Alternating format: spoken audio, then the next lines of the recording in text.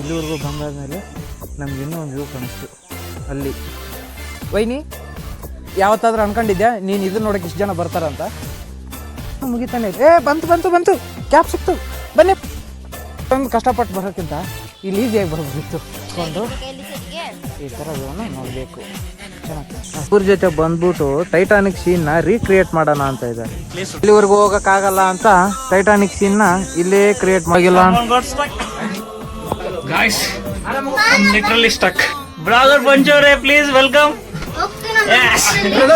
ಇಲ್ಲೇ ಸ್ವಲ್ಪ ಹೊಟ್ಟೆ ದಪ್ಪ ಐತಲ್ಲ, ಇಲ್ಲಿ ಇದೆಯಲ್ಲ, ಇಲ್ಲಿ ಇಷ್ಟು ಜಾಗದಲ್ಲಿ ಹೋಗ್ಬೇಕು ನೋಡಿ.